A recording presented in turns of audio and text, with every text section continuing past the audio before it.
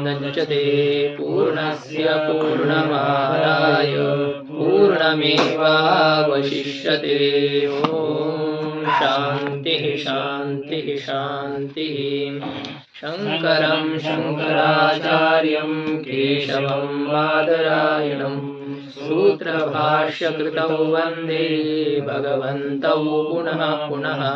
ईश्वरो गुरुरात्मेति मूर्तिभेदविभागिने व्योमवद्व्याप्तदेहाय दक्षिणामूर्तये नमः। शांति शांति शांति। यद्विद्याविलासेन भूतभौतिकसृष्टयः तन्नौमि परमात्मानं सच्चिदानन्दविग्रहम्। ओम शांति शांति शांति। गुरुजी हिंदी में नीलो घट है, नहीं मेरा अलग है। बोल। अच्छा, इसमें दिया है नीलो घट है, घट नीला है यह प्रतीति तो नील घटत्व के सद्भाव में प्रमाण। नील घटत्व के अस्तित्व में प्रमाण है। हाँ, तो ये थोड़ा सा मुझे समझ में नहीं आया हिंदी का, न कि नील घटत्व की उपाधि होने में। हाँ, नीलो घटः, जैसे घटः अयम घटः, ये प्रतीति क्या है? घटत्व के अस्तित्व में प्रमाण है जी। उसी प्रकार से नीलो घटः यह प्रतीति नीलत्व विशिष्ट घटत्व में प्रमाण है। ये नीलत्व विशिष्ट जो घटत्व ये उपाधि है, इसमें प्रमाण नहीं है। अच्छा, ये पहले हो गया था ना कि अयम घटः, इस प्रतीति से घटत्व की सिद्धि होगी या घटत्व में जातित्व की सिद्धि होगी? घटत्व की सिद्धि होती है, घटत्वनिष्ठ जातित्व की सिद्धि नहीं। ऐसे ही नीलो घटः, इस प्रतीति के द्वारा नील घटत्व इस उपाधि की सिद्धि होगी, नील घटत्व की सिद्धि होगी, लेकिन नील घटत्व में उपाधित्व है, इसकी सिद्धि नहीं होगी। मान लो उपाधि भी सिद्धि हो जाए, एक पक्ष में नील घटत्व उपाधि है या सिद्ध हो जाएगी, लेकिन उसमें उपाधित्व धर्म है, इसकी सिद्धि नहीं होती है। हाँ जी, वही कहा, जब नील घटत्व में उपाधित्व सिद्धि के लिए अन्यत्र कोई उपाधित्व ये नहीं है। हाँ, नील घटत्व को सिद्ध करने के लिए प्रसिद्ध होना चाहिए ना उपाधित्व। जिसकी सिद्धि करने जा रहे हैं वो पदार्थ प्रसिद्ध भी तो होना चाहिए। किसी प्रमाण से प्रसिद्ध न हो, अब उसकी सिद्धि कैसे करेंगे? ये बात हो रही है। अन्य प्रमाण से जो सिद्ध न हो उसकी सिद्धि नहीं हो सकती है। अनुमान प्रमाण दिया है तो ये इसमें भी हम लोग देखेंगे ना आज। हाँ, वो तो अभी हमें आज विचार करना है ना उसका। टीका में भी तो दिया है अनुमान। ठीक है, ये चल रहा था जातित्व जो है नित्यत्वे सति एकत्वे सति अनेक समवेतत्वम। तो इसमें समवाय के अप्रसिद्धि के बारे में विचार हो रहा था कि समवाय नामक कोई संबंध प्रसिद्ध ही नहीं है। तो दो तीन प्रकार से सिद्धांति ने समवाय का खंडन किया कि समवाय संबंध आप गुण गुणी जाति व्यक्ति आदि स्थल पर मान रहे हो, क्या वह समवाय संबंध उनसे अत्यंत संबद्ध है या असंबद्ध है? संबद्ध होकर के विशिष्ट ज्ञान का जनक होता है, असंबद्ध होकर के। यदि संबद्ध होकर के समवाय संबंध विशिष्ट ज्ञान का नियामक हो, तब फिर अनवस्था दोष आ जाएगा। क्योंकि समवाय भी किसी अन्य संबंध से संबद्ध होकर के विशिष्ट ज्ञान का नियामक हो जाए, तो समवाय जिस संबंध से संबद्ध हुआ है वो संबंध भी तो एक संबंध है, वह भी किसी अन्य संबंध से संबद्ध होगा। ऐसा करते करते जाएंगे तो फिर अनवस्था दोष आएगा, ऐसा सिद्धांति ने कहा। और यदि असंबद्ध है समवाय समवायी से यह माना जाए, तो असंबद्ध यदि है तो जिस प्रकार से किसी का भी होगा समवाय की मानने की असंबद्ध यदि स्वीकार करने पर यह बात आई थी कि तो फिर तो दूसरा संबंध स्वीकार करना ही पड़ेगा, या तो ऐसा ये स्वीकार करने पर तो अनवस्था दोष दिया। तो यदि समवाय समवायी से संबद्ध नहीं है और वह किसी अन्य संबंध की अपेक्षा यदि नहीं करता है, तो संयोग भी अन्य संबंध की अपेक्षा नहीं करेगा। संयोग की भी अन्य संबंध की अपेक्षा नहीं करनी चाहिए, ताकि ऐसा नहीं संयोग तो गुण है समवाय गुण नहीं है। सिद्धांत ने कहा कि ये आप लोगों की परिभाषा है गुणादि, ये कोई शास्त्रीय नहीं है। हम तो दोनों को पदार्थ दृष्टि से देखते हैं। संयोग भी एक पदार्थ है, समवाय भी एक पदार्थ है, अथवा संयोग भी एक संबंध है, समवाय भी एक संबंध है। तो यदि संयोग को संबंध की अपेक्षा है तो फिर समवाय को भी संबंध की अपेक्षा होना आवश्यक ही है। इसलिए क्या होगा कि समवाय को समवाय से अत्यंत असंबद्ध स्वीकार करने पर संयोग का भी कोई संबंध होता है यह मानना उचित नहीं रहेगा। इस प्रकार से कहा गया। और यह भी बात थी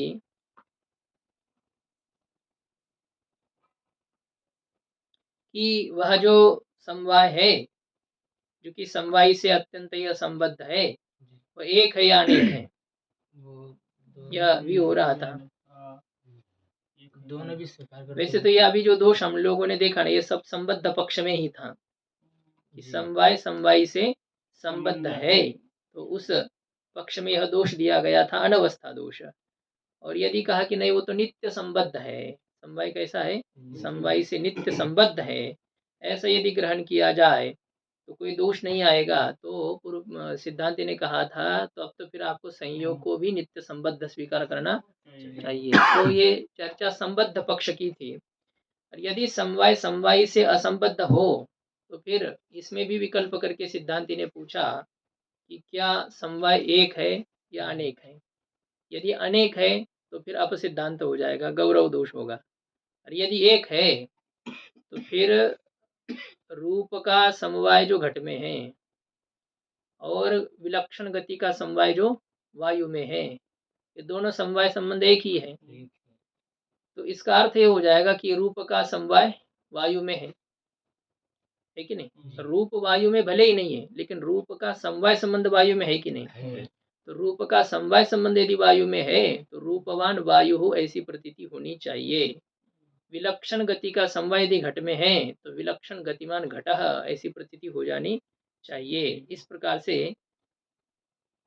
सिद्धांति ने ये खंडन किया कि समवाय को यदि आप एक स्वीकार करेंगे तब तो फिर किसी भी जो पदार्थ समवाय संबंध से रहता है तो वो जहाँ रहता है, जैसे शब्द समवाय संबंध से आकाश में रहता है लेकिन पृथ्वी में भी वो रह जाएगा, गुण में भी वो रह जाएगा, क्योंकि गुण में गुणत्व जाति समवाय संबंध से रहती है, तो शब्द भी उसी समवाय संबंध से गुण में रहेगा, क्रिया में रहेगा।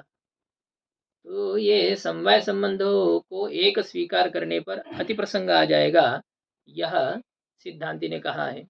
पूर्व पक्षी ने कहा कि ऐसी बात नहीं है। देखिए, वायु में रूपाधिक नहीं है, रूपाधिक न होने के कारण से वहां रूपवान वायु हो ऐसे प्रतीति का प्रसंग नहीं है।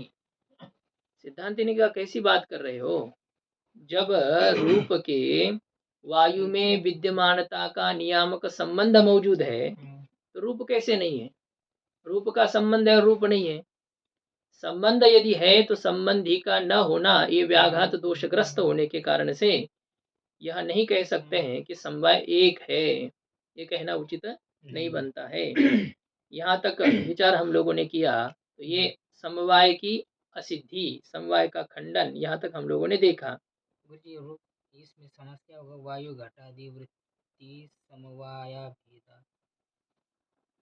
वायु घटादि वृत्ति जो समवाय है, वायुश्च घटश्च वायु घटौ, वायु घटौ आदिर एषां पदार्थानां ते पदार्थाः वायु घटादयः तेषु वृत्तिः वायु घटादि वृत्तिः वायु घटादि वृत्तिश्च असौ समवायश्च, वायु घटादि में विद्यमान जो समवाय तस्य अभेदः वायु घटादि वृत्ति समवाया भेदः तस्मात् वायु घटादिक पदार्थों में विद्यमान जो समवाय, उस समवाय का अभेद होने के कारण से रूप ज्ञान आदि का समवाय कहाँ है, आत्मा में, वायु घटादि में। रूप ज्ञान आदि का ये क्या घटादि में, रूप का समवाय घटादि में है, ज्ञान का समवाय आत्मा में है। तो रूप ज्ञान आदि के जितने पदार्थ है उनके समवाय का वायु घटादि में विद्यमान जो समवाय है उस समवाय के साथ अभेद होने के कारण से देखिए, हाँ ये पंक्ति भी थोड़ी सी थी, कल जितनी चाहिए उसकी वैसी स्पष्टता नहीं थी कि रूप का समवाय कहाँ है, घटादि में है, ज्ञान का समवाय आत्मा में। रूप ज्ञानादि का जो समवाय है उस समवाय का वायु में विद्यमान जो समवाय है उसके साथ अभेद है कि नहीं, वायु में विद्यमान समवाय के साथ अभेद है। किसका अभेद है, रूप के समवाय का वायु में विद्यमान समवाय के साथ अभेद है। ज्ञान के समवाय का घट में विद्यमान समवाय के साथ अभेद है कि नहीं। ज्ञान घट में रहता है क्या, नहीं, समवाय संबंध से नहीं रहता है। तो ज्ञान का समवाय किसमें है, आत्मा में है। तो ज्ञान का समवाय आत्मा में है और घट में किसी का समवाय है, घटत्व का समवाय है, रूपादि का समवाय है। तो ज्ञान का समवाय और घटत्वादि का समवाय इन दोनों में अभेद है कि नहीं है? ज्ञान के समवाय का घट में विद्यमान समवाय के साथ अभेद होने के कारण से, अभेद होने के कारण से क्या है, ज्ञानवान घट ऐसी प्रतीति भी होनी चाहिए। घट ज्ञान वाला है ऐसी प्रतीति हो जाए, वायु रूपवान है ऐसी प्रतीति, हाँ रूपवान आत्मा है ऐसी प्रतीति हो जाए, ऐसा यह है।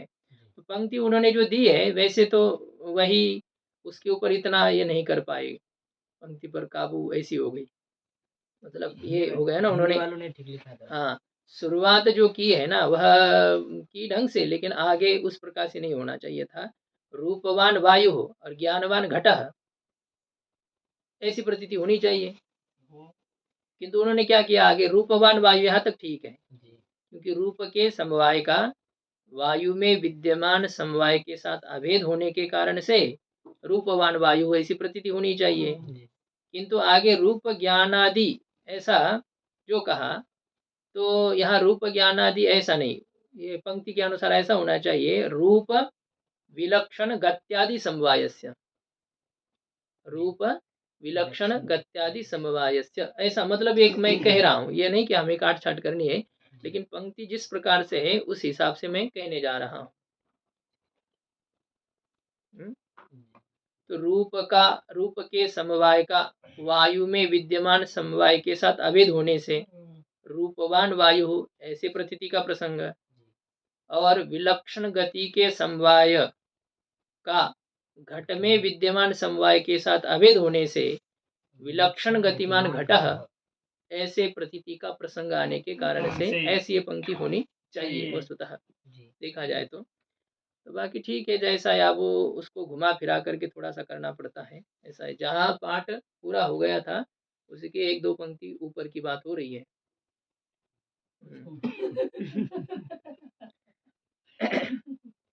ठीक है, अब ये रूपादि का समवाय संबंध है, लेकिन रूपादि वहां नहीं है, ये कहना बाध दोष ग्रस्त है, सिद्धांति ने कहा, क्योंकि पूर्व पक्षी ने इस शंका का समाधान करने का प्रयास किया। रूपवान वायु हो ऐसे प्रतीति का प्रसंग नहीं है, क्यों, क्योंकि वायु में रूपादि नहीं है, समवाय है लेकिन रूप नहीं है। सिद्धांत इनका एक ऐसी बात कर रहे हो, जब रूप के विद्यमानता का प्रयोजक समवाय संबंध वायु में है, रूप नहीं है, ये कहना व्याघात दोष ग्रस्त होने के कारण से व्याघात दोष है। अब इस प्रकार से यहाँ तक के विचार के द्वारा समवाय की असिद्धि हो गई, समवाय सिद्ध नहीं हो पाया। नित्यत्व घटित जो नित्य संबंध जिसे समवाय कहा था वो संबंध घटा नहीं। तो इति एवं समवाय असिद्ध्या, इस प्रकार से समवाय की सिद्धि न होने के कारण से। तो बात तो यह है, क्योंकि सिद्धांति को भी पूछेंगे, ठीक आप कह रहे हो कि शुक्ल घटः मृद घटः, इस में जो समानाधिकरण प्रतीति हो रही है, तो इसमें जो संबंध है वो कोई ना कोई तो होना चाहिए ना, विशिष्ट ज्ञान का विषयभूत यहाँ संबंध कोई होना चाहिए, और वो संबंध संयोग नहीं है, क्योंकि आप भी तो मिट्टी और घट में संयोग संबंध नहीं मानेंगे। शुक्ल रूप और घट में समवाय संयोग संबंध नहीं मानेंगे, तो वहां आप समवाय भी नहीं मान रहे हो, तो फिर बताइए वहां उस विशिष्ट ज्ञान का नियामक संबंध कौन सा है? तो यह सिद्धांति के ऊपर यह आक्षेप हो सकता है, उस तरफ विचार नहीं किया गया, लेकिन है तो सिद्धांति कहेगा वहां तादात्म्य संबंध है, कार्य कारण में तादात्म्य संबंध है, गुण गुणी में तादात्म्य संबंध है, जाति व्यक्ति में तादात्म्य संबंध है, और उस तादात्म्य को हम नित्य नहीं मानते, जैसे आप समवाय को नित्य मान रहे हो। तादात्म्य का स्वरूप क्या है उनकी? तादात्म्य का स्वरूप क्या है?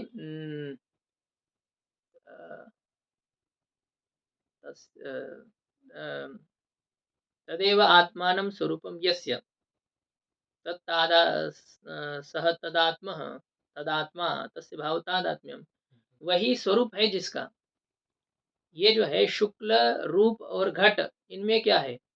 ये इनका स्वरूप ही संबंध है, मतलब जिसको आप स्वरूप संबंध ही कहो, नैयायिक जिसे स्वरूप संबंध कहते हैं, वो स्वरूप संबंध है। नैयायिकों ने क्या किया? स्वरूप संबंध एक अलग मान लिया। संयोग कोई स्वरूप संबंध नहीं है, समवाय कोई स्वरूप संबंध नहीं है, इसके अलावा स्वरूप संबंध होता है। जैसे उपाधि अपने आश्रय में स्वरूप संबंध से रहती है, प्रतियोगिता अनुयोगिता अपने आश्रय में, ये उपाधि है। प्रतियोगित्व, अनुयोगित्व, विशेषणत्व, विशेषत्व, पक्षत्व, साध्यत्व, ये सब क्या है? उपाधि है, और ये स्वरूप संबंध से रहती है, ऐसा वो कहते हैं। तो ये है, ये घट है, काल में किस संबंध से रहता है? कालिक, इसे स्वरूप संबंध कहेंगे। ये इस देश में किस संबंध से रहता है? इसे स्वरूप संबंध कहेंगे। तो ये जो स्वरूप संबंध है, तो वही तादात्म्य संबंध हम एक स्वरूप संबंध विशेष ही है ऐसा स्वीकार करते हैं, अलग समवाय मानने की आवश्यकता नहीं है, स्वरूप संबंध है। तादात्म्य संबंध यानी वो उसमें वही अपने स्वरूप में रहेगा, वो जैसे घट घट में स्वरूप संबंध से तादात्म्य संबंध से रह जाए, वैसे ये रूप शुक्ल रूप अलग है, घट अलग है, दो। अब इसमें अत्यंत अभेद है क्या? नहीं, अत्यंत अभेद भी नहीं, अत्यंत भेद भी नहीं है। भेद सहिष्णु अभेद को हम तादात्म्य कहते हैं ना, तो उसमें भेद भी है कुछ मात्रा में, अभेद भी है, तो वही तादात्म्य संबंध। स्वरूप संबंध अवान्तर बहुत है ना प्रकार के, घट घट में स्वरूप संबंध से रहता, ठीक है, घटत्व में, घटत्व घट में या घटादि के रूपादि घट में भी स्वरूप संबंध से है, तो इस स्वरूप संबंध में भी कोई अवान्तर भेद है। घट का अपने स्वरूप में रहना अलग है ना, और घटा के रूपादि का घट में रहना अलग है, क्योंकि एक वृत्ति नियामक संबंध है और एक वृत्ति नियामक संबंध नहीं है। घट घट में रहता है, इसका मतलब क्या? घट ही घट का आश्रय है क्या? घट घट का आश्रय नहीं है। घटे आकाश, इसका मतलब क्या? आकाश घट में आकर रह गया क्या? नहीं रहा ना, वह आधार आदि भाव जो संबंध है, वह संबंध स्वरूप संबंध है, तादात्म्य स्वरूप संबंध उसे कहेंगे। तो वह जो संबंध है स्वरूप संबंध, कोई स्वरूप संबंध वृत्ति का नियामक होता है, मतलब वह रहने का नियमन करता है। लेखनी संयोग संबंध से पुस्तक में है, ये लेखनी का संयोग संबंध लेखनी के पुस्तक में विद्यमानता का नियमन करता है, मतलब ये प्रतीति कराता है कि लेखनी संयोग संबंध से यहाँ है। घट का स्पर्श घट में समवाय संबंध से है, नहीं यही कहते हैं। तो यो क्या है, जिसका जिसके साथ जो संबंध होता है वह उस संबंध से वहां रहता है, ऐसा उनका एक सामान्य नियम है। तो भी यह होता है कि हर एक संबंध रहने का नियमन नहीं करते हैं। कुंडे बदरानी, कुंड में बेर है, कुंड में बेर है, किस संबंध से है? संयोग संबंध से। संयोग संबंध कहाँ है, बेर में या कुंड में है? दोनों में है। तो यदि संयोग संबंध से बेर कुंड में है, तो संयोग संबंध से कुंड भी बेर में है, रहेगी? कुंड बेर में रहेगा क्या संयोग संबंध से? कुंड बेर में संयोग संबंध से क्या है आपके? बेर क्या है? बेर नहीं पता, बेर यानी फल है ना, बदरी फलम। ये कटोरी में जैसा घी रहता है, कटोरी में घी है, घी में कटोरी है क्या? नहीं। उल्टा करके देखिए, उल्टा करके आ जाएगा। आप क्या इतनी माइनस तापमान की डिग्री का आप पहाड़ी लोग सोच रहे हैं, हम अपने हिसाब से पिघला हुआ घी की बात चल रही क्या? संयोग संबंध तो है, हाँ रह नहीं सकता है। हाँ, तो मतलब वह जो होता है कि बेर का संयोग वृत्ति का नियामक है, कुंड का संयोग वृत्ति का नियामक नहीं है वही संयोग, लेकिन वो उसी के ही वहां रहने का नियमन करता है ना। घट आकाश में है, ये ठीक है जी संयोग संबंध से। तो घट का आकाश में जो संयोग संबंध है ये वृत्ति का नियामक होगा, क्योंकि जहां कहीं रखो आप वो आकाश में ही है ना। ये नहीं कि आपने ऊपर रख दिया, कहाँ दिखता है घट ऊपर। आकाश का मतलब ऊपर ही है क्या, आकाश यहाँ नहीं है क्या। है सर। हाँ, तो घट घट आकाश में है ये कहना ठीक है, लेकिन आकाश घट में है कहना तो वो बन जाता है, किंतु वो केवल कहने भर के लिए होता है। वो आकाश किसी संबंध से घट में है ऐसा अर्थ नहीं होता है। ऐसा है कोई स्वरूप संबंध जो होते हैं वो वृत्ति का नियमन करते हैं, मतलब नीचे उसको गिरने नहीं देते, ऐसा संबंध होता है, वो वहां टिक जाता है। ठीक है नहीं, लेखनी पुस्तक पर टिक गई जी मतलब उसके रहने का इसने नियमन कर लिया, उस संबंध से वो वहां पर टिक गई रह गई, ऐसा होता है, इसे वृत्ति नियामक संबंध कहेंगे। तो क्या होता है, घट के रूप आदि घट में रहते हैं जिस संबंध से, वो यदि स्वरूप संबंध है तो वो स्वरूप संबंध तो घट के रूप आदि के रहने का नियमन कर रहा है जी घट में। किंतु घट जब घट में रहता है स्वरूप संबंध से, तो क्या घट का आश्रय खुद घट बन रहा है क्या। नहीं जैसे रूप आदि का आश्रय घट है, वैसे घट का आश्रय खुद घट है, ऐसा है। तो इसलिए स्वरूप संबंध में भी अवान्तर भेद है, ये आपको समझना पड़ेगा। यही आप कह रहे थे कि कैसे ये होगा कि घट का भी स्वरूप संबंध से घट में रहना और घट के रूपादि का घट में स्वरूप संबंध से रहना, ये स्वरूप स्वरूप कह रहे हैं, लेकिन स्वरूप में तो बहुत भेद हो रहा है। ठीक है ना, स्वरूप संबंध है, कालिक स्वरूप संबंध अलग है, दैशिक स्वरूप संबंध अलग है। हाँ, और ये उपाधि का जो स्वरूप संबंध है वो अलग है। इस स्वरूप संबंध में कई अवान्तर भेद है। इस प्रकार से यह बात हो रही है कि मैंने ये प्रश्न अपने से उठाया था यहाँ पर कि यदि सिद्धांती समवाय को स्वीकार नहीं करते हैं तो इन सभी विशिष्ट ज्ञानों के प्रति कारणीभूत जो संबंध है वो कौन सा मानेंगे सिद्धांती, ये बात है। मृद घटः, ये विशिष्ट प्रतीति में कारणीभूत जो मिट्टी और घट का संबंध है वो कोई ना कोई तो है ना। जी ठीक, आप संबंध समवाय नहीं मान रहे हो, संयोग तो मान ही नहीं सकते हो, तो कौन सा संबंध है वहां पर। वो तादात्म्य संबंध है ऐसा सिद्धांति कहेगा। और वो तादात्म्य आपके जैसा विचित्र नहीं है, नित्य हो ऐसा, एक हो ऐसा हम नहीं कहते। सबका तादात्म्य अलग अलग है, लेखनी का लेखनी में तादात्म्य अलग है और घट का घट में तादात्म्य अलग है।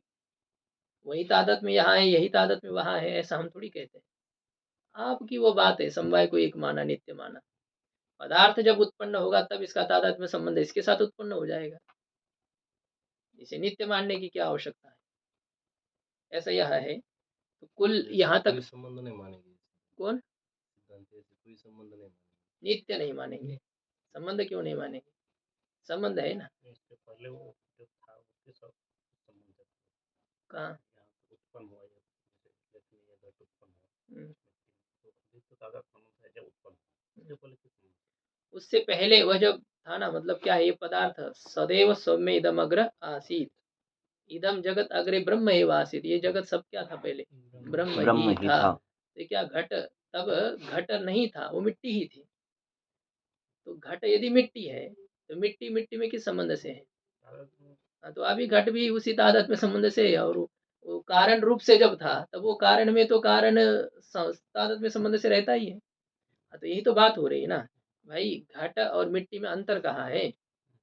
यदि उत्पन्न होने से पहले घट मिट्टी था और मिट्टी मिट्टी में तादाद में संबंध से है, तो वही जब मिट्टी घट रूप में परिणत हो जाती है तो वह घट रूप में परिणत मिट्टी मिट्टी में किस संबंध से रहेगी, तादाद में संबंध से रहेगी ना, क्योंकि वही है वो, उसका केवल एक परिणाम हो चुका है, उसका एक आकार आपने दिया है, और आकार देने के कारण से आप उसे घट कहने लगे हैं, है तो मिट्टी ना। क्या है, विकारो नाम ध्येय मृतिका इत्येव सत्यम, क्या कहते हैं, वाचारंभणम विकारो नाम ध्येयम। ये विकार जो है ये केवल वाणी का आलंबन मात्र है, ये मृत्यु ही है, मृतिका ही है, मिट्टी ही है। तो इस कारण से कार्य कारण में तादात्म्य संबंध से रहेगा, और गुण गुणी में तादात्म्य संबंध से, जाति व्यक्ति में तादात्म्य संबंध से, ऐसा ही होता है। तो बात आप ये भी उठाएंगे ये बताइए, तादात्म्य संबंध जहाँ है वहाँ अत्यंत भेद या भेद है? वही वहाँ क्या होता है, अत्यंत भेद और अत्यंत अभेद नहीं है, और कहीं कहीं अत्यंत अभेद भी है।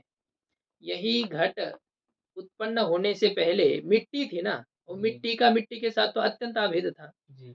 अब वही मिट्टी जब घट रूप में परिणत हो जाती है तो अब आप कह रहे हो कि उसमें भेद भी और अभेद भी है। ये कार्य की दृष्टि से हमने कह दिया, वैसे अभेद ही है।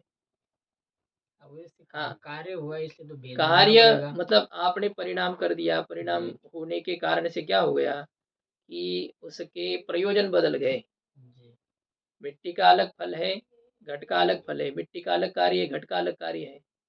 तो कार्य भेद होने के कारण से क्या होता है कि अब ये घट मिट्टी से बिल्कुल भिन्न भी नहीं है और बिल्कुल अभिन्न भी नहीं है, भेदा भेद है। तो ऐसा इस प्रकार का तादात्म्य संबंध हम स्वीकार करते हैं यहाँ पर। तो फिर अलग अलग तादाद में संबंध भी मानना पड़ेगा फिर वो, तो क्योंकि हमने जब कहा ना भेद कि है, स्वरूप संबंध विशेष है। जब भेद है तब हम्म, अलग है, अभेद है तब अलग तादाद में संबंध है। हाँ, तो ये तो आपको कहा ही ना कि घट का घट में तादात्म्य संबंध से रहना अलग होता है, और रूपादि का घट में तादात्म्य संबंध से रहना अलग होता है। एक तादात्म्य अत्यंत अभेद का सूचक है, क्योंकि घट अपने स्वरूप में अत्यंत अभेद है ना, अभिन्न है ना, और वह जी। तादात्म्य ऐसा है कि वो रहने पना का नियमन नहीं कर रहा है। तो घट मृतिका में जब रह रहा है हम्म, तब मतलब कौन सा अभेद है या भेद है? कब की बात, उत्पन्न होने से पहले, उत्पन्न होने के बाद में, या नष्ट होने के बाद में? उत्पन्न होने के बाद में। उत्पन्न मतलब उसके कार्यकाल में जब हाँ। वो रहा है, तो जी। वो क्या है, वो अत्यंत भिन्न भी नहीं, अत्यंत अभिन्न भी नहीं है। ये तो आप कहना अत्यंत भिन्न या भिन्न है, जी। तो उसके कार्यकाल में वो मिट्टी से अत्यंत भिन्न भी नहीं होता है और अत्यंत अभिन्न भी नहीं होता है। हाँ, जब वो उत्पन्न नहीं हुआ था तब तो मिट्टी ही थी, तो वो तो अत्यंत अभिन्न थी। और जब वो मिट्टी में लीन हो जाएगा तब भी अत्यंत मिट्टी हो जाएगा, अत्यंत अभिन्न हो जाएगा। बीच में ही उसमें भिन्नता की प्रतीति हो रही है, और यही हम कहना चाहते हैं कि फिर वो भिन्न नहीं है, भिन्न भी नहीं है और अभिन्न भी नहीं है। क्योंकि भिन्न कहेंगे तब तो फिर जल से घट बन जाए, और अभिन्न कहेंगे तब तो फिर घड़े में क्यों, मिट्टी में पानी रख दो। जी। इसलिए हमें यह कहना है कि वह अत्यंत भिन्न भी नहीं है और अत्यंत अभिन्न भी नहीं है, तादात्म्य संबंध वह है। तो घट मृतिका में जब रह रहा है तब वृत्ति का नियामक है कि नहीं? घट जब मिट्टी में है तो ठीक है, वो रहेगी, क्योंकि तादात्म्य संबंध से घट कहाँ रहता है, मिट्टी में रहता है। तो वृत्ति का नियामक हम्म? जैसे देखिए गैर आप क्या करेंगे, फिर आप गैर यही सोचेंगे कि घट का आकार जो मिट्टी है वो तो घट ही है ना, जी। वो थोड़ी अपने में रहना है। तो वो आपका पूछना ये हो रहा है कि घट ही घट में नहीं, मिट्टी में जब रहना तो मिट्टी दूसरी है फिर, और वहां जब रहना है उसको, तो वहां तो वो संयोग संबंध से रहेगा वैसे। क्योंकि जिस मिट्टी से आपने घड़ा बनाया, अब उस घड़े को बना करके दूसरे मिट्टी के जगह मिट्टी पर आपने रख दिया, वो तो उसका वो तो उपादान कारण नहीं है ना। वो तो संयोग हो गया। हाँ, वो तो लेकिन संयोग है, घट भी मिट्टी में रह रहा है कि नहीं, उसी मिट्टी में, रह रहा है। तो वो वृत्ति का नियामक है कि नहीं? नहीं, आपको जो दिखाना है ना वो अलग करके आप दिखा नहीं पाएंगे ना।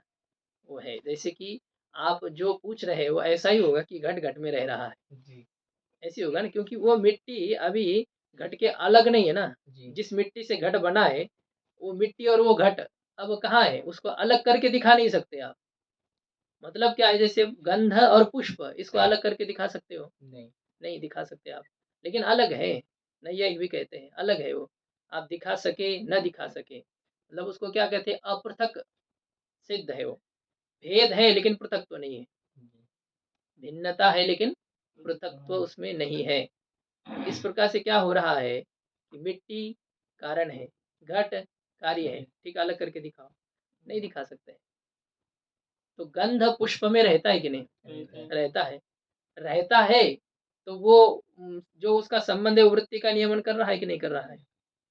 यदि कर रहा है तो फिर घट जिस मिट्टी में तादात्म्य संबंध से है, वो तादात्म्य संबंध भी घट के रहने का नियमन कर रहा है। लेकिन आप ये नहीं दिखा सकते कि ये पुस्तक, ये लेखनी देखो रह गई यहाँ पर, जी। ऐसा वहां नहीं दिखा सकते आप। ये पुष्प और ये गंध, देखो ये गंध को हमने पुष्प में रख लिया, ऐसा कर सकते क्या आप? नहीं ना, क्योंकि गंध जब उत्पन्न हो चुका है ना, जब से पैदा हो चुका वो पुष्प में ही है, जब तक है तब तक पुष्प में ही है, और उसका लय भी पुष्प में ही होने वाला है। तो आप जल से तरंग को अलग करके दिखाइए, तरंग कहाँ है? जल में। जल में रहते हैं या केवल संबंध है? रहते। अब रहते हैं तो फिर आप अलग करके दिखा सकते हैं कि अमुक संबंध से देखो ये तरंग है, ये देखो ये जल में रहा, ऐसा कर सकते हैं क्या वहां पर? नहीं। फिर भी आपको वह संबंध वृत्ति नियामक मानना है कि नहीं? जी। क्योंकि जल को हटा दो ना, वो तरंग कहाँ दिखेगा आपको? तो तरंग है तो जल में है, जी। किस संबंध से है? स्वरूप आदत में संबंध से, ये सिद्धांति का कहना है। तो मतलब ये एक वृत्ति का नियामक होगा, और जल जब जल का भी संबंध इसमें तरंग के साथ है कि नहीं? हाँ, तो वो तो जब वो है तो तो वो कौन वो है कि नहीं वो वृत्ति? नियामक नहीं होगा। कारण कार्य में कैसे रहेगा? मिट्टी घट में कहाँ रहेगी? मिट्टी घट में संबंध जरूर है लेकिन रहती नहीं है ना, जी। घट मिट्टी में रहेगा। हम कमरे में है, कमरा हमारे सर पे है, हम कमरे हैं? में। हाँ? पैर में क्या कहते हैं, पैर के नीचे हम जो जूता रख दे ना, मतलब जूते में पैर है या पैर में जूता है? जूते में पैर है। जूते में पैर है, लेकिन हम कहते ये है पैर पैर में में जूता जूता। पहनो, पैर में जूता नहीं, जूते में पैर। कहना ये हो रहा है, हम व्यवहार उस प्रकार से कर रहे हैं, लेकिन बात यह होती है कि जूते में पैर का संयोग है, जूते का पैर में संयोग संबंध अब जरूर है, लेकिन जूता संयोग संबंध से पैर में नहीं रहता है, पैर संयोग संबंध से जूते में रहता है। तो हम लोग इतना विचार नहीं करके कोई भी किस में है सामान लेते हैं, लेखनी पुस्तक में, पुस्तक लेखनी में है, ऐसे बोल देते, लेकिन ऐसा नहीं है। एक इसमें रहेगा, बंदर शाखा में है, शाखा बंदर में है, बंदर बंदर डाली पे है। हाँ? हाँ, उसमें नहीं जाएगा ना, डाली में। डाली नहीं ना, ऐसे पकड़ लिया तो क्या आपने, उसने हाथ में पकड़ा है तो इसका मतलब उसने हाथ में लिया ऊपर है ना से उसको, संयोग हो गया। तब तो फिर ये तब बंदर में डाली है, डाली उसने तोड़ करके अपने हाथ में रखी है, तब बंदर में डाली है। और नहीं तो जब पेड़ में लटकी हुई है वो डाली, तब डाली पे बंदर है, ऐसे होता है। डाली भी अंदर नहीं ना, हम्म? अंदर कैसे अंदर कौन, जाएगी? अंदर कौन रहता है? अब ये यहाँ कहीं जाने की जरूरत है क्या? कौन अंदर घुसेगा? कहीं पर भी कोई भी संबंध है, लेखनी क्या पुस्तक के अंदर है क्या? तो अंदर क्यों जा रहे हैं? बाहर रहिए।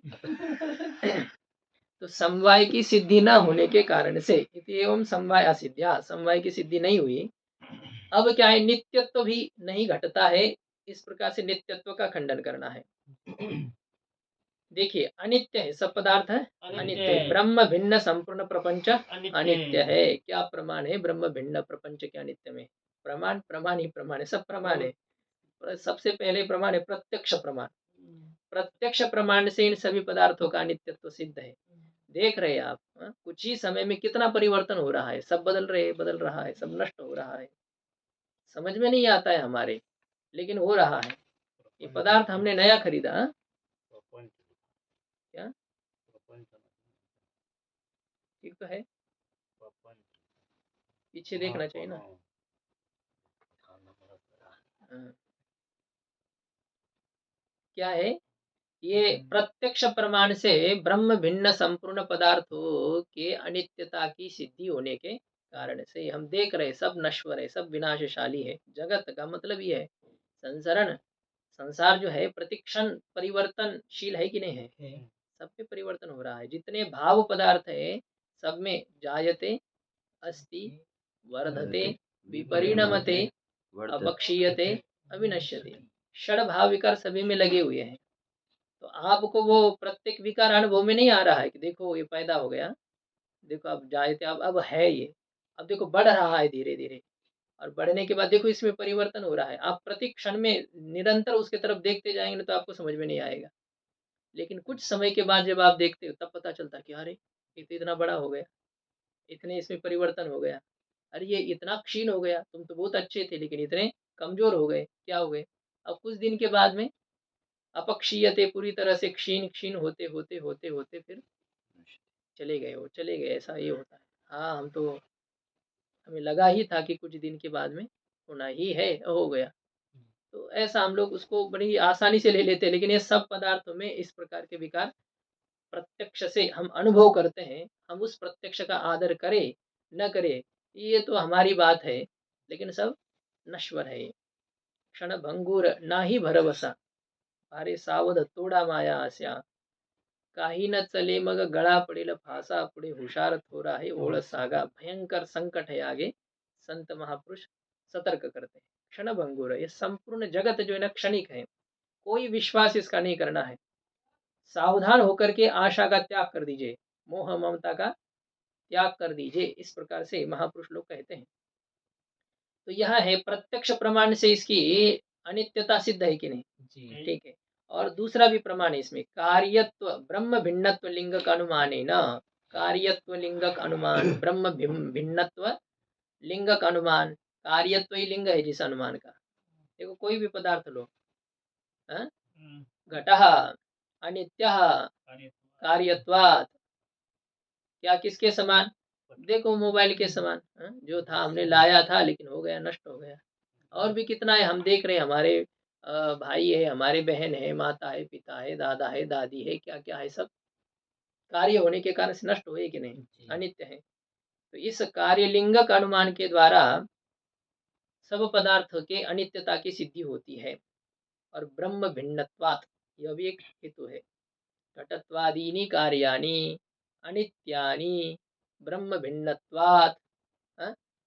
अब इसमें ब्रह्म भिन्नत्वात् यन्नैवं क्या है, यत्र यत्र ब्रह्म भिन्नत्वं तत्र तत्र अनित्यत्वम, तो कोई दृष्टांत देना है। घटादि को यदि पक्ष बनाया है तो उससे अतिरिक्त जो पदार्थ है जिसमें आपको अनित्यत्व स्पष्ट अनुभव में आ रहा है, उसको दृष्टांत देना है, अन्वय दृष्टांत। उसमें भी ब्रह्म भिन्नत्व रहेगा फिर? किसमें है ना, ब्रह्म भिन्नत्व है। कार्यत्व दृष्टि से, हाँ? मतलब उपाधि की दृष्टि से। हाँ, वैसे ये हो रहा है कि अध्यस्त पदार्थ है ना, उस अध्यस्त पदार्थ स्वरूप से अधिष्ठान से अतिरिक्त नहीं है, किंतु उसका जो बाहरी है ना स्वरूप से, उसको वो परमात्मा से अभिन्न भले ही कहा जा रहा है, लेकिन जैसे कि वैसे वो थोड़ी परमात्मा है। जी बाद समानाधिकरण है, मुख्य समानाधिकरण नहीं ना। लेखनी ब्रह्म से भिन्न या भिन्न है। दोनों लेखनी का जो बाहरी आकार है ना, वो तो ब्रह्म से भिन्न है, क्योंकि ये मिथ्या है, नश्वर है। जी नहीं तो यदि इसको तोड़ देंगे तो ब्रह्म टूट जाएगा। इसका बाध करके इसका अधिष्ठान ब्रह्म है, जी वह सत्य है, ऐसा कहना होता है। वासुदेव सर्वम का अर्थ क्या होता है? ईशावास्यमिदगुम सर्वम अर्थ क्या होता है? ये संपूर्ण ब्रह्म है, इसका मतलब समानाधिकरण प्रयोग तो हो रहा है कि क्या कहते हैं, चौरह स्थानु, ये जो चोर है वह क्या है? स्थानु है। ऐसा जो जो स्थानु है वो चोर है, या चोर है जो वो स्थानु है, ऐसा जो कह दिया। सर्पः रज्जु, इसका अर्थ क्या होता है? जिसे हम सर्प कह रहे थे वो सर्प नहीं अपितु रज्जु है। जिसे हम लेखनी कह रहे थे वो लेखनी नहीं अपितु ब्रह्म है। इसका बाध करके यह ब्रह्म है। तो इसलिए जब तक ये जैसी की वैसी है ना, तब तक वो ब्रह्म से भिन्न है, ऐसे है। जी अब ये सब विचार है कि ब्रह्म के अलावा और कुछ भी नहीं है, एकमेवा द्वितीयम है, ब्रह्म से भिन्न कोई पदार्थ नहीं। और ये कहाँ से आया? वास्तविक भिन्न नहीं, व्यावहारिक रूप से इसमें भेद है ना। जी ब्रह्म सच्चित आनंद स्वरूप है, यह है क्या? नहीं नहीं है ना। इसका मतलब क्या है? इसका जो परिणाम रूप है ना वो अलग है। जैसे अभी अभी विचार हो गया, मिट्टी से घट भिन्न या भिन्न है? दोनों भी है। तो उसी प्रकार से ये ब्रह्म से वैसे देखा जाए तो भिन्न भी है और अभिन्न भी है। वही बात है ना, ब्रह्म भी इस जगत का उपादान कारण है और मिट्टी भी घट का उपादान कारण है। तो कार्य जो होता है वो अपने कारण से भिन्न भी है और अभिन्न भी है। तो ब्रह्म से यह जगत भिन्न भिन्न हो जाएगा। भिन्न इस दृष्टि से हम कह रहे हैं कि यह नश्वर है। पदार्थ कैसे नश्वर है? ब्रह्म नश्वर है क्या? इसलिए ब्रह्म से भिन्न है। लेकिन स्वरूप दृष्टि से ब्रह्म के अलावा कुछ भी न होने के कारण से यह क्या है? ब्रह्म से अभिन्न भी है। ब्रह्म को हटा दो, ये कोई पदार्थ रहेगा? जल को हटा दो, तरंग रहेंगे? मिट्टी को हटा दो, घट रहेगा? सोने को हटा दो, अलंकार रहेंगे? तंतु को हटा दो, पट रहेगा? तो इसी प्रकार से ब्रह्म को हटाने पर ये कोई पदार्थ रहेगा? नहीं इसलिए ये ब्रह्म से अभिन्न भी है। ये तो ये वैसा ये विचार करना है। तो ये ब्रह्म भिन्न है, सब पदार्थ जितने दिख रहे हैं तो ब्रह्म भिन्न हेतु ब्रह्म भिन्नत्व लिंग के द्वारा इन सभी पदार्थों में अनित्यता की सिद्धि होती है। अनुमान प्रमाण भी है इन पदार्थों की अनित्यता में। इसी ये तो दो बनाना है, कार्यत्व और हाँ, ब्रह्म कार्यत्व भिन्नत्व। लिंग का अनुमान है ना, ब्रह्म भिन्नत्व लिंग का अनुमान है ना, ऐसे दो हेतु दे दिए हैं। इस अनुमान के द्वारा सदैव सौम्य इदम अग्र आसीत इति श्रुत्या च, प्रत्यक्ष प्रमाण, अनुमान प्रमाण और तीसरा प्रमाण है श्रुति प्रमाण। हे सौम्य, हे प्रिय दर्शन श्वेत के तो इदम जगत अग्रे सतैव आसीत, यह जगत पहले सत ब्रह्म ही था, अर्थात जगत नहीं था, जो नहीं है था अब है, वह नित्य या अनित्य है? अनित्य, क्योंकि अनित्य का मतलब ये नहीं कि जिसका नाश होता है उसके ही केवल अनित्य कहना है। जो उत्पन्न होता है वह भी अनित्य है, जो नष्ट होता है वह भी अनित्य है। प्राग भाव का जो प्रतियोगी है वह अनित्य है, और प्रध्वंसा भाव का जो प्रतियोगी है वह भी अनित्य है। उत्पन्न होता है तो नष्ट उसको होना ही पड़ेगा। जातस्य ही ध्रुवो मृत्यु ध्रुवं जन्म मृतस्य च। तो ये जगत पहले सत ही था, इस श्रुति के द्वारा क्या होता है, इस श्रुति के द्वारा क्या सिद्ध किया जाता है? ब्रह्म भिन्न सकल प्रपंच से अनित्यतया, ब्रह्म से अतिरिक्त संपूर्ण प्रपंच के अनित्यता की सिद्धि होने के कारण से, अनित्यता की सिद्धि होने के कारण से क्या हो रहा है? नित्यत्व और समवेतत्व घटित जो जातित्व है उस जातित्व की घटत्वादि में असिद्धि होने के कारण से, असिद्धि होने के कारण से क्या है, ये जातित्व का अभाव हमें इष्ट ही है, इस प्रकार से कहना है। इष्ट आपत्ति दिए थे ना। इष्टापत्ति तो ऐसे है कि इनके अप्रामाणिकत्व क्या है, इनके इष्टापत्ति में हेतु है जातित्व का अभाव होगा। यदि प्रत्यक्षत्व परोक्षत्व एक जगह पर मानेंगे तो संकर दोष आने के कारण से जातित्व के अभाव, मतलब जातित्व की सिद्धि नहीं हो पाएगी, पूर्व पक्षी का कहना था। सिद्धांत ने कहा ठीक है, जातित्व का सिद्ध न होना यह हमें इष्ट ही है। क्यों? क्योंकि उसमें कोई प्रमाण नहीं, अप्रामाणिकत्व हेतु है इन पदार्थों के इष्टत्व में।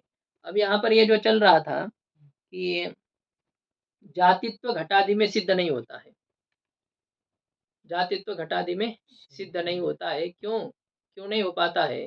क्योंकि नित्यत्व और समवेतत्व इससे घटित है जातित्व, और नित्यत्व की सिद्धि नहीं हो पा रही है ब्रह्म भिन्न पदार्थों में, और समवाय की भी सिद्धि नहीं हुई, इसलिए उनसे घटित जो जातित्व है उसकी घटत्वादि में असिद्धि है।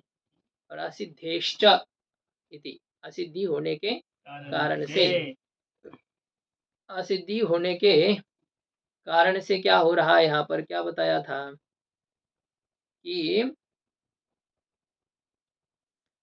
ये मूल में आया था नित्यत्व समवेतत्व घटित जातित्वस्य घटत्वादौ असिद्धे है, घटत्वादि में सिद्धि न होने के कारण से, जातित्व की सिद्धि न होने के कारण से क्या हो गया, घटत्व में एक जातित्व धर्म है यह नहीं माना जा सकता है।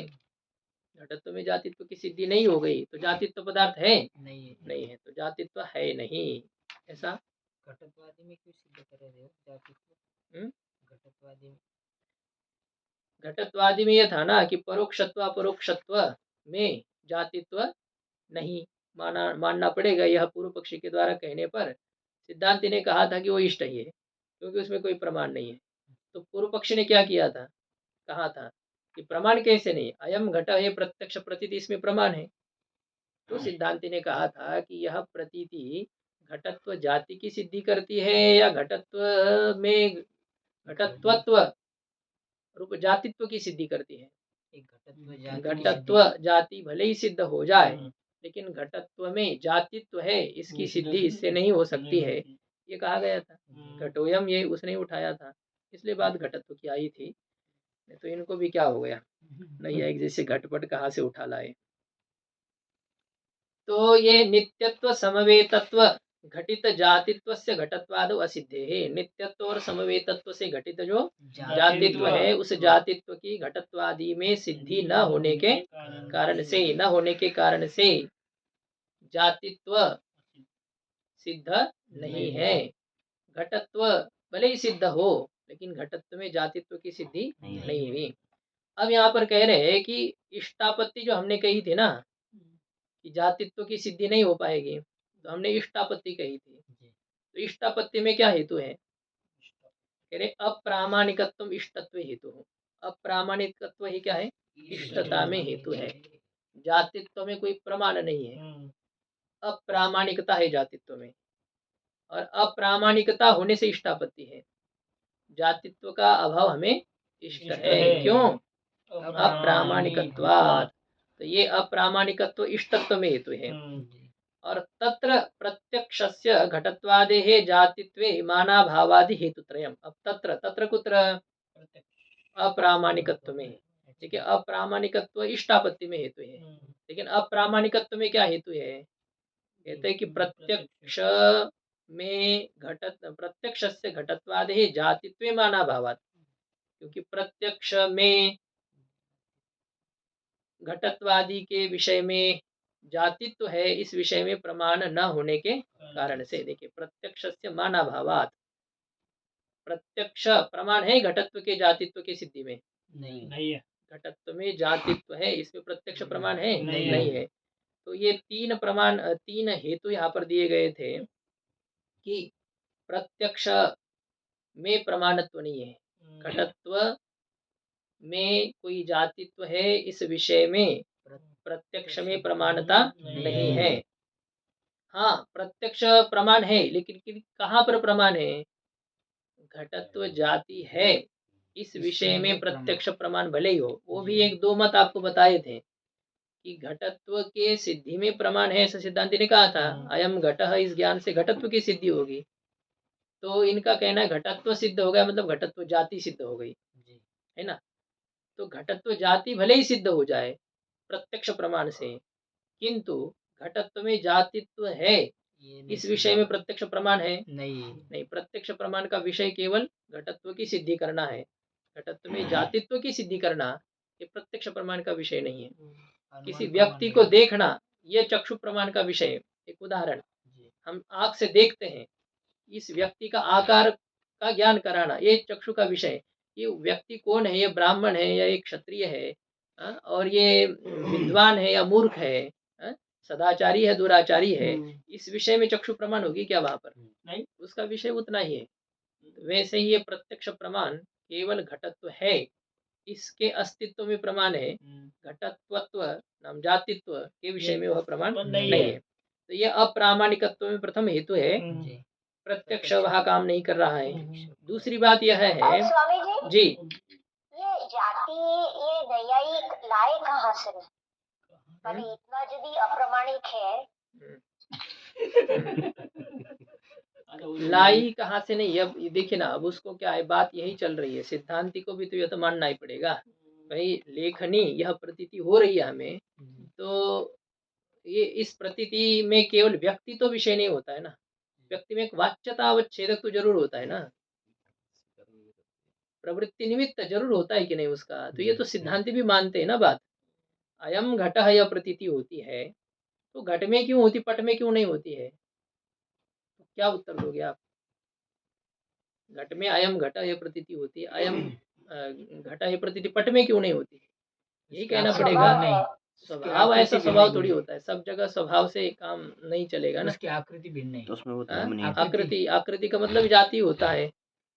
आकार क्या, आकार समान होने से आप वैसा थोड़ी कहते हैं। एक जैसा आकार होने से क्या आप दोनों को एक जैसा कहते हैं क्या? बहुत सारे पदार्थ समान, कार्य अलग है, आकार अलग है, तो उसमें एक धर्म भी तो है ना। कार्य और आकार अलग क्यों? उसमें एक धर्म भी तो अनुगत रहता है, मानना पड़ता है। उसी अयम ब्राह्मण यह प्रतीति हो रही है, क्यों हो रही है? क्या अयम ब्राह्मण यह शब्द ब्राह्मण का बोध कराने के लिए कोई उसको वाच्यता अवच्छेदक होना चाहिए कि नहीं? प्रवृत्ति निमित्त कोई होना चाहिए कि नहीं? ये तो आपको मानना पड़ेगा ना, उसमें रहने वाला एक धर्म। धर्म जब है तो उस धर्म को ही हमें जाति कहना है, ऐसा नहीं है कहते हैं वो जाति है। वो एक है। अब हर एक पदार्थ को आप कहाँ से लाए ऐसा करेंगे तब तो फिर दुनिया ही कहाँ से लाई, यही वेदांति का कहना है। बात आप बिल्कुल सही कह रहे हैं, जाति का घट व्यक्ति कहाँ से लाए आप, घट व्यक्ति नहीं ब्रह्म है। लेकिन आप यदि घट व्यक्ति को स्वीकार कर रहे हैं तो तन्निष्ठ घटत्व को आपको स्वीकार करना पड़ेगा। मूर्त नहीं है, वो नहीं दिखता है। हर एक पदार्थ दिखने मात्र पर ही प्रमाण होते हैं ऐसा नहीं ना, उसका अस्तित्व मानना पड़ता है। जल में नमक मिलाया है, दिखता है क्या, उसका अस्तित्व स्वीकार करना पड़ता है। ऐसा यह है, न दिखने मात्र पिशाच दिखता है क्या यहाँ पर, तो नहीं मानेंगे क्या यदि है तो। न दिखने पर भी उसका अस्तित्व स्वीकार करना पड़ता है, क्योंकि सांख्य में आया ना, पदार्थ के होने पर भी न दिखाई देने में कुछ हेतु होते हैं।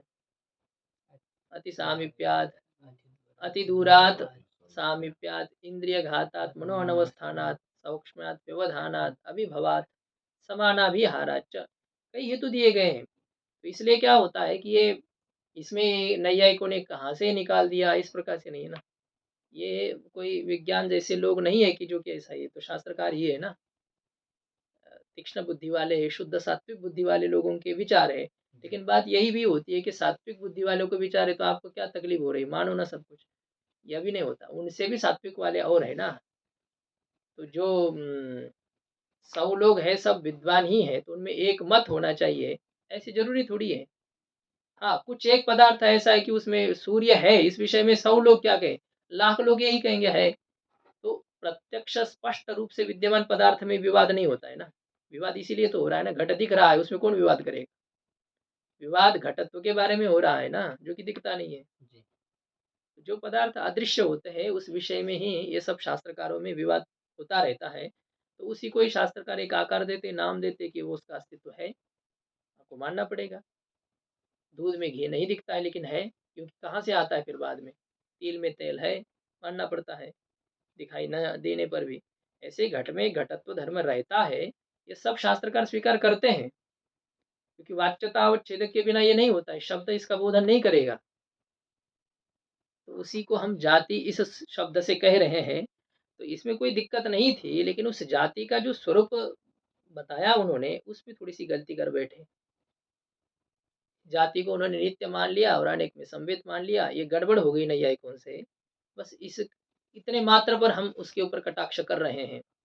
हमें घटत्व को आप जाति कहो चाहे घटत्व को आप धर्म कहो, उससे मतलब नहीं, घटत्व हम भी मान रहे हैं, लेकिन इसको आप नित्य ऐसा धर्म मान रहे घटत्व को, अनेक में समवेत ऐसा धर्म मान रहे हो, ये हमें नहीं बनता है। घटत्व धर्म है, और यदि आप नित्यत्व और अनेक समवेतत्व को हटा रहे हैं तब तो ये जाति भी है। ऐसा ये हो रहा है। तो प्रत्यक्ष प्रमाण घटत्व की सिद्धि करेगा या घटत्व में जातित्व की सिद्धि करेगा, घटत्व की सिद्धि करेगा। घटत्व की सिद्धि करेगा। इसलिए प्रत्यक्ष घटत्व में जो जातित्व है उसमें प्रमाण हुआ नहीं, मतलब अप्रामाणिक या प्रत्यक्ष प्रमाण लागू नहीं हुआ।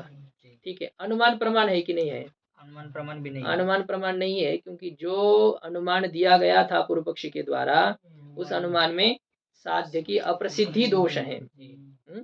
अनुमान दिया था ना कि घटत्वादिकम जाति ही उपाधि भिन्न सामान्य धर्मत्वात् सत्तावत, इस अनुमान में सिद्धांति ने कौन सा दोष दिया, साध्या प्रसिद्धि दोष दे दिया। साध्य की प्रसिद्धि नहीं है, साध्य ही जब नहीं है तो कैसे उससे जातित्व की सिद्धि होगी। तो जाति स्वरूप साध्य की प्रसिद्धि न होने के कारण से अनुमान का भी यहाँ अवकाश नहीं है। और तीसरी बात यह है कि जाति के लक्षण, ये जो घटक है ना नित्यत्व और समवेतत्व, इनकी भी सिद्धि न होने के कारण से जातित्व की असिद्धि है। तो ये जो तीन है, प्रत्यक्षस्य घटत्वादे जातित्व माना भवात, प्रत्यक्ष में घटत्वादि में जातित्व है, इस विषय में प्रमाण का अभाव होने के कारण से प्रत्यक्ष प्रमाण है लेकिन घटत्व के जातित्व में नहीं ना। बहुत बड़ा वैयाकरण है, इसका मतलब क्या, वेदांत के कुछ सिद्धांत में कोई शंका होने पर उसमें वो प्रमाण है क्या वैयाकरण। तो प्रमाण अपने सूत्र के बारे में वहां पर वो भले ही करेगा, किस शब्द की कैसी सिद्धि हो गई, कौन सी प्रकृति कैसा प्रत्यय, उसका अपना विषय है, इस विषय में वो प्रमाण नहीं है। तो प्रत्यक्ष प्रमाण प्रमाण है, लेकिन किस विषय में? घटत्व के घटत्व जाति के अस्तित्व के विषय में, घटत्व के जातित्व के विषय में नहीं है। प्रमाण नहीं है। तो ये जो माना भावादि हेतुत्रयम, प्रत्यक्ष में प्रमाणत्व का अभाव है इत्यादि जो 3 हेतु है, अभी आपको 3 हेतु कहे। अनुमान भी प्रमाण नहीं बन रहा है, और नित्यत्व, समवेतत्व, घटित जातित्व की प्रसिद्धि नहीं है। ऐसे ये 3 हेतु, ये जो 3 हेतु, ये किस विषय में हेतु है, किस में हेतु दिया ये?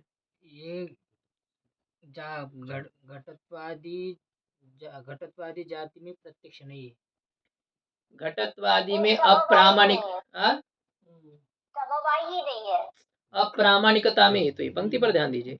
अप्रामाणिकत्व इष्टापत्ति में हेतु है, जी। और अप्रामाणिकत्व में हेतु क्या है? ये अप्रामाणिकत्व में ही हेतु है। जी। ये इसमें प्रमाण कोई नहीं बन रहा है। क्यों प्रत्यक्ष नहीं बन रहा है? क्या प्रत्यक्ष दूसरी जगह घूम रहा है? तुम दूसरी बात कह रहे हो।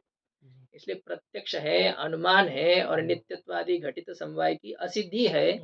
ये 3 हेतु किस विषय में है? अप्रामाणिकत्व के विषय में, जातित्व में अप्रामाणिकता है, इस विषय में ये 3 हेतु है। पूर्व पक्षी कहता है कि आप जातित्व के पीछे पड़े हो, लेकिन उपाधित्व जो परिभाषा है वो भी तो अप्रामाणिक है, आपने प्रतिज्ञा ही की थी, तो उसके विषय में आप कुछ नहीं कह रहे हो और जातित्व के पीछे पड़े हो। तो ये पूर्व पक्षी कह रहा है ननु उपाधित्व परिभाषायाः अपि अप्रामाणिकत्वं प्रतिज्ञाय कथम जातित्व परिभाषायाः एव तत्वे हेतुपन्यासः इत्याशंक्य। कहते उपाधित्व परिभाषा में भी अप्रामाणिकता की प्रतिज्ञा करके जातित्व परिभाषा की ही अप्रामाणिकता में हेतु का कथन कैसे कर रहे हो आप? किसी एक के ही अप्रामाणिकता के में हेतु आप क्यों दे रहे हो? आप मतलब वो एक ही पैर काट रहे, दूसरा पैर तो हाँ, तो वो है ना, आपने दोष तो दोनों की तरफ दे दिया और हटा तो एक ही को रहे हो, ऐसा क्यों? एक आप अन्याय कर रहे हो ना, तुम दोनों भी मूर्ख हो और एक को भगाया जा रहा है, जाओ भागो यहाँ से। अरे भाई वो भी तो ऐसा ही था, जो गलती हमने की वही गलती उसने भी की थी, और हमें क्यों हटा रहे हो, हमें क्यों भगा रहे हो? ये ऐसा क्यों? ये कह करके सिद्धांत कहता है कि भाई अलग से कहने की आवश्यकता रही। उक्त हेतु भी एव तस्यापि अप्रामाणिकत्व साधनस्य सुवचत्वात् इति आशयेन अतिदिशति।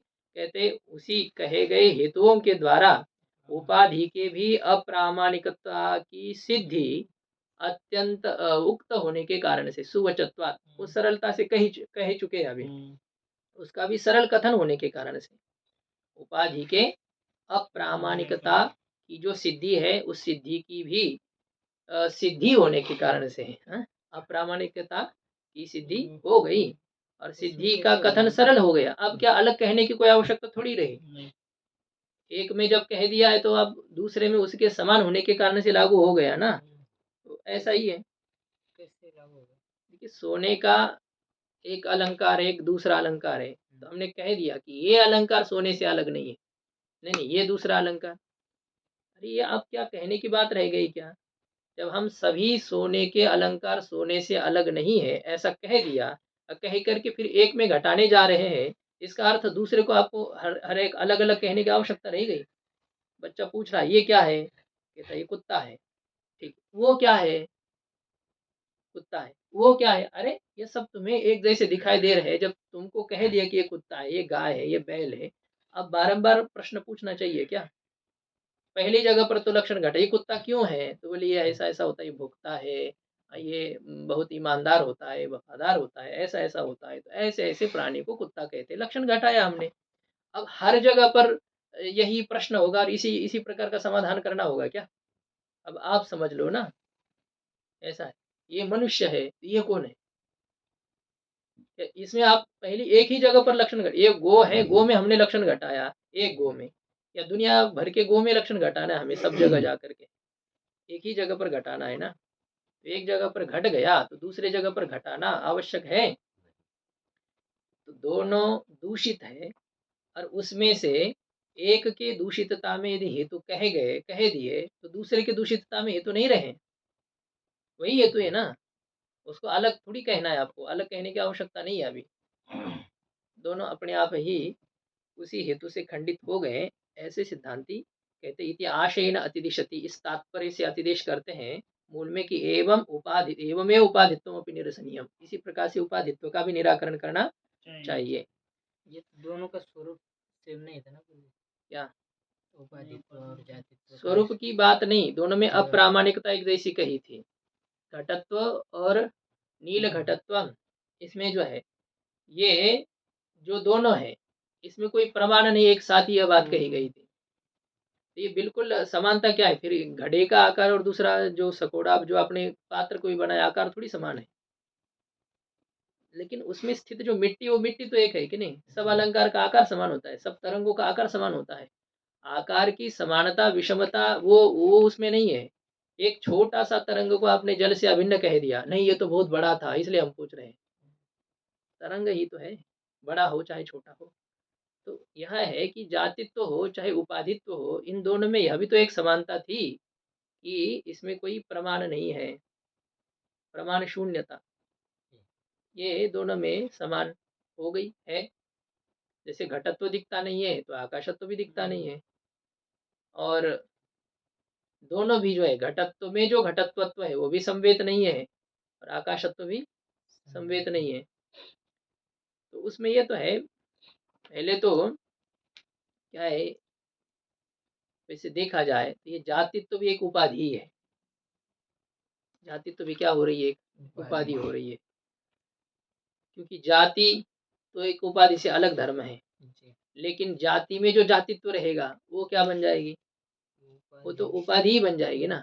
तो वैसे देखा जाए तो अभी अभी हमने जाति का ही खंडन किया है, लेकिन यही ये न्याय घटित, ये न्याय के पक्षपाती ये ग्रंथकार थोड़े बहुत होने के कारण से ये जाति का समर्थन कर रहे हैं।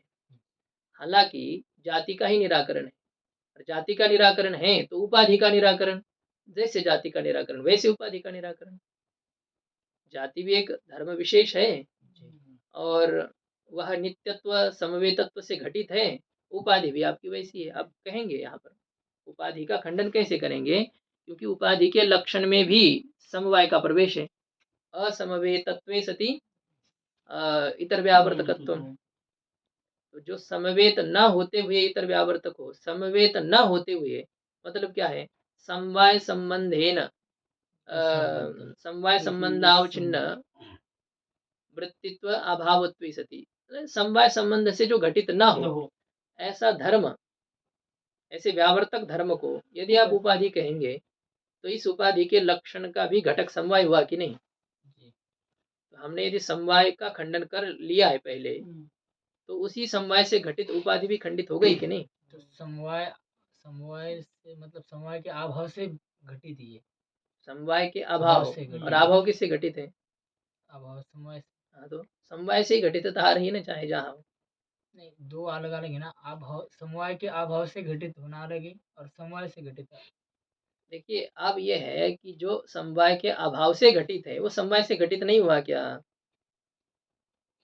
नहीं हुआ। अभाव भले हो, लेकिन जो पदार्थ वो घटित हो रहा है वो तो नहीं, साक्षात नहीं हो रहा है ना। साक्षात उसका की घटक बात क्या बन चल रहा है। रही, उसमें आया कि नहीं आया, वो उसमें धर्म आ ही जाएगा ना फिर। अभी देखिए चीनी में, प्रतियोगी के ज्ञान से तो अभाव हाँ होगा। तो ऐसा है, अभाव तो प्रतियोगी के ज्ञान के बिना नहीं होगा, और प्रतियोगी ज्ञानाधीन अभाव से घटित जो होगा वो तो प्रतियोगी से भी घटित हो गया ना, नहीं तो अभाव नहीं सिद्ध होगा। क्यों नहीं होगा? क्योंकि प्रतियोगी सिद्ध नहीं है, जाना तो आपको वही पड़ेगा ना। दूध में आपने चीनी डाली है, दूध मीठा हो गया, जी, हुआ कि नहीं? अब मिठास दूध में है, नहीं, मिठास तो चीनी में है ना, लेकिन चीनी में मिठास है, अब चीनी दूध में है, तो अब क्या हो गया? दूध मीठा क्यों हुआ? चीनी में जो मिठास थी उसी के कारण से, या चीनी के वजह से? चीनी में मीठा। वही बात है ना, आप चीनी के वजह से कहो या चीनी में रहने वाली मिठास से कहो। यदि चीनी नहीं डालते तो चीनी ना होने से मिठास भी नहीं आती, आती। नहीं, तो वैसे जब आप समवाय के अभाव को लेंगे तो समवाय आएगा, और यदि समवाय नहीं रहेगा तो समवाय का अभाव कहाँ से रहेगा? तो ये हो रहा है, आपका कहना ठीक है कि साक्षात समवाय से घटितता नहीं है, लेकिन समवाय के अभाव से जो घटित हो वो समवाय से घटित हो गया ना, आ ही गया। समवाय के बिना अभाव नहीं, अभाव के बिना उपाधि नहीं, तो समवाय के बिना भी उपाधि नहीं, ऐसा ही हो गया। उसके बिना जो नहीं रहता है उसके बिना भी जो नहीं रहता है वो पहले के बिना भी नहीं रहता है। मिठास के बिना चीनी नहीं रहती है, चीनी के बिना गुलाब जाम नहीं बनता है, तो मिठास के बिना गुलाब जाम नहीं बनता है। गलत है। तो यही बात हो रही है ना यहाँ पर। देखिए अब ये पंक्ति तो लगानी पड़ेगी, कल छुट्टी है ना, कल अष्टमी है ना। देखिए तथा च नील घटत्वादे उपाधित्व परिभाषा न प्रामाणिकी। नील घटत्वादि में उपाधित्व की जो परिभाषा है वह प्रामाणिक नहीं है। क्यों प्रामाणिक नहीं है? क्योंकि नीलोयम घटः इत्यादि प्रत्यक्षस्य नील घटत्व सद्भावे मानतया तस्य उपाधित्व अप्रमाणत्वात्। नीलोयम घटः, नीला घट है, इस प्रत्यक्ष में प्रमाणता है, लेकिन ये प्रत्यक्ष किसके अस्तित्व में प्रमाण है? नील घटत्व के अस्तित्व में प्रमाण है। नील घटत्व कोई एक धर्म है उसमें प्रमाण है, या तो ये उपाधि है इसमें प्रमाण है, लेकिन तस्य उपाधित्व अमानत्वात्। किंतु उस नील घटत्व में उपाधित्व है, इस विषय में यह प्रत्यक्ष प्रमाण नहीं है। इस प्रत्यक्ष में प्रमाणता नहीं है। उपाधि में उपाधित्व नहीं है, इसमें प्रमाण नहीं। हाँ, उपाधि है, लेकिन इस उपाधि में उपाधित्व धर्म है, इसमें वो प्रमाण नहीं बनता है। इसमें उपाधित्व है या नहीं है वो तो हमें पता नहीं है। ऐसा है, चक्षु से चप्पल दिखाई दी, अब ये चक्षु थोड़ी कहेगी कि आदमी अंदर है, देखो तो कहेगा आदमी अंदर है या नहीं है, तो चक्षु क्या कहेगी? वो मुझे पता नहीं, चप्पल यहाँ है, क्योंकि उसकी गति वहां तक थी, वो आगे चुप हो जाएगी। तो आप अपना दूसरा प्रमाण यूज कर सकते हो, करना हो तो क्या नहीं चलेगा? नहीं, यहाँ तो अच्छा, ये भंडारे वाले की बात नहीं हो रही है। ठीक है।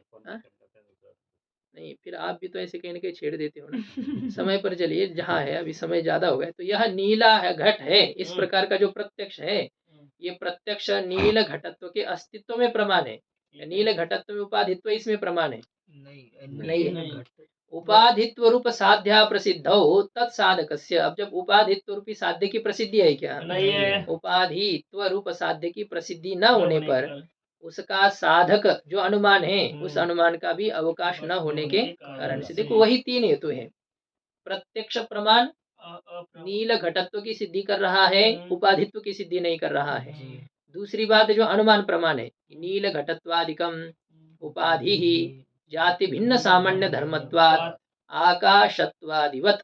आकाशत्व आदि के समान, कालत्व दिक्त्व इनके समान, मनस्त्व तो नहीं, क्योंकि आत्मत्व मनस्त्व तो जाती है। तो ये आकाशत्व, कालत्व, दिक्त्व, सामान्यत्व, विशेषत्व, अभावत्व, ये जाति भिन्न सामान्य धर्म होने से जिस प्रकार से उपाधि है, तो नील घटत्व भी जाति भिन्न सामान्य धर्म होने से उपाधि है। इस प्रकार का जो अनुमान है, इस अनुमान का अवकाश न होने के कारण से। क्यों अवकाश नहीं बताइए? क्यों अवकाश नहीं?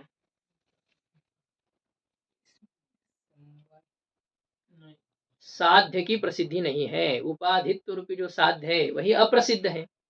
तो जो साध्य प्रसिद्ध ही नहीं है, उसकी हजारों अनुमान से क्या सिद्धि की जा सकती है क्या? उपाधि प्रसिद्ध नहीं। उपाधित्व साध्य कौन है? हाँ, उसकी प्रसिद्धि न होने के कारण से उसका कोई अवकाश नहीं है। इसलिए उपाधित्व प्रामाणिक है, उपाधित्व परिभाषा अप्रामाणिक है, उपाधित्व अप्रामाणिक है। समवायादि असिद्ध्या उपाधित्व असिद्धेश्च। और तीसरी बात, समवायादि की सिद्धि न होने के कारण से उपाधित्व की भी असिद्धि होने के कारण से। अब ये भी समवाय से घटित है, ये आपको बोला था। जातित्व जैसे समवाय से घटित था, वैसे उपाधित्व भी समवाय से घटित है। तो समवायादि की सिद्धि न होने के कारण से, समवायादि आदि से यह है, नित्यत्व भी है और समवाय भी है, इसकी सिद्धि न होने के कारण से उपाधित्व असिद्ध है। उपाधित्व की असिद्धि होने के कारण से क्या है?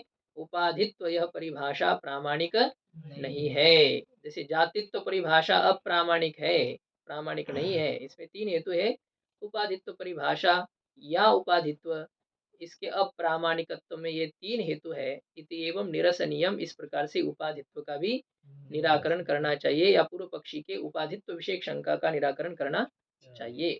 इसने कहा कि उपाधित्व के बारे में कुछ नहीं बोला गया, अब कुछ छोड़ा नहीं गया। जब जातित्व के बारे में कह दिया तो वही बात उपाधित्व के बारे में तुम्हें घटानी चाहिए। यहाँ तक ये विचार हो गया, इत्यर्थ, इस प्रकार का अर्थ है। सामान्य धर्म से कुछ नहीं। सामान्य धर्म मतलब अनेक में जो विद्यमान धर्म होता है, इसे सामान्य धर्म कहेंगे। जैसे घटत्व है, अनेक में रहता है, मनुष्यत्व है, अनेक में रहता है। उपाधि, जाति, धर्म, हाँ, तो बात ठीक है। आपका ये कहना है कि मैंने जो उदाहरण दिया वो सामान्य का ही दिया। सामान्य मतलब जाति नहीं लेना यहाँ पर। सामान्य का मतलब एक साधारण धर्म है। जैसे क्या है, विशेष कितने हैं? अनेक है।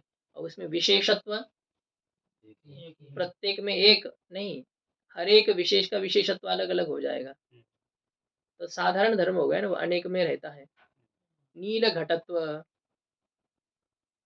जितने नीले घट है उन सभी नीले घटों में नीला घटत्व है कि नहीं है? और वो नील घटत्व सबका एक है या भिन्न भिन्न है? एक क्यों है? भिन्न भिन्न है सबका। एकत्व क्या है? नीले 10 घट पड़े हुए हैं, तो नीले 10 घड़े में जो नील घटत्व रहता है वो एक है या अनेक है? कितने बताइए? एक है। तोड़ दो एक घट को, नील घटत्व टूट गया। अब रहेंगे नील घटत्व, जो एक था उसको तो आपने तोड़ दिया। अलग अलग है नील घट, ये नित्य नहीं है और अव्यक्त होने की बात नहीं चल रही है यहाँ पर कि भाई आपने घट को तोड़ दिया, नील घटत्व जिससे अव्यक्त हो रहा था वो घट अभी नहीं रहा, बाकी नील घटत्व है, यह बात नहीं है ना।